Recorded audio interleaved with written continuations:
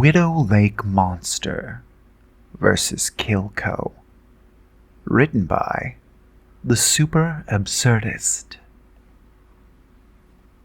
We open on a small-town courtroom in the country. The room is packed with locals and looky-loos eagerly awaiting the outcome of this class-action lawsuit against a company accused of polluting Widow Lake. Can we get on with this joke of a trial? I'm a very busy man. People are impatiently looking at their watches when the doors at the back of the room suddenly swing open.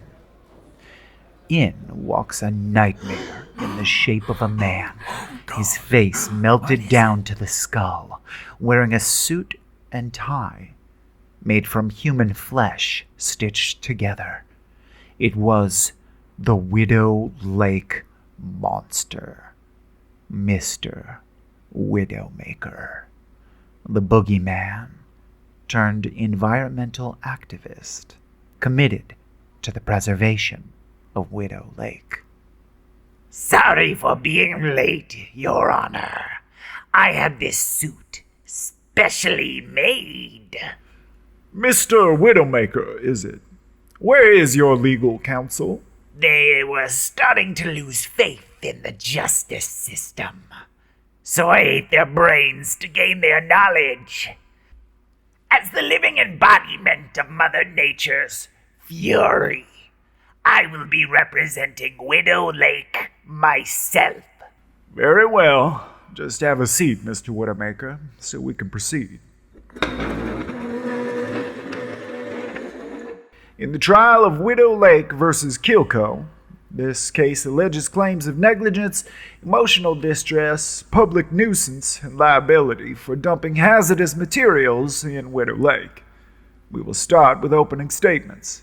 Mr. Widowmaker, you're up. Now, I ain't no fancy big city lawyer. Mr. Widowmaker snaps his suspenders, made from human intestines, against his chest. I'm just a simple, unstoppable killing machine of supernatural origins from the country. But I shall prove without a shadow of a doubt that KillCo has been illegally dumping toxic waste in Widow Lake. As a company, KillCo doesn't appear to produce anything. No shoes, no cars, no appliances. Nothing. They just straight up manufacture toxic waste for the sheer joy of dumping it. Bullshit. Maybe the trees should sue for air pollution, or the oceans for oil spills, wildlife for destruction of habitat.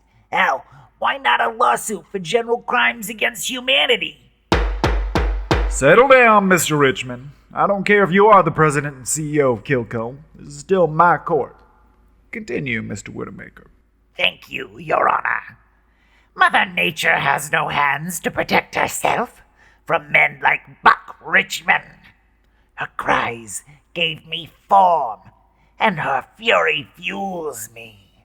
I hear her call out to me, kill them all. I may be evil incarnate, Your Honor, but he's worse. All right. Mr. Richmond, your legal counsel is up.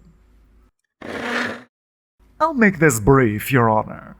My client doesn't have barrels of toxic waste laying around Widow Lake. Subsequently, KillCo has not been dumping waste in the waters of Widow Lake.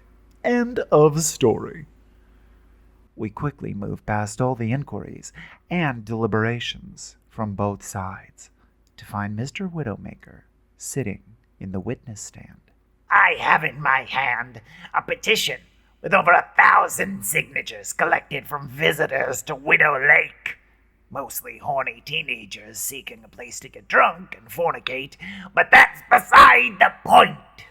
It attests to the devastation to the environment and wildlife caused by pollution from... Is it possible to contact any of these people? Well, no. I slain them shortly after signing the petition. A likely story. I also have with me internal KillCo documents, all about the illegal dumping at Widow Lake. And how did you come by these documents? Kind of hard to refuse when you're looking at the business end of this. Let the record show that Mr. Widowmaker is brandishing an axe made of bones and covered in barbed wire. You can put that away now.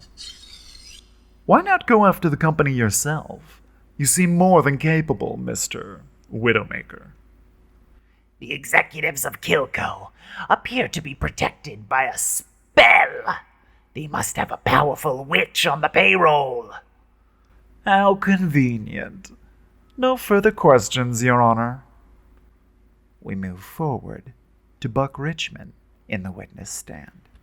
I have in this here jar water taken from Widow Lake.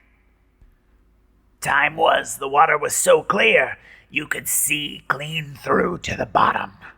Now a green glowing sludge. And your point is? If you are confident your company has not polluted Widow Lake, then you should have no problem taking a sip. Objection! What would that prove? I'll allow it. Buck Richmond opens the jar of questionable liquid. The courtroom recoils from the putrid stench. He drinks it without hesitation before placing the empty jar on the stand. Satisfied? Well, I'm satisfied. KillCo is innocent of all wrongdoings. Case dismissed. Ah, screw this! Oh!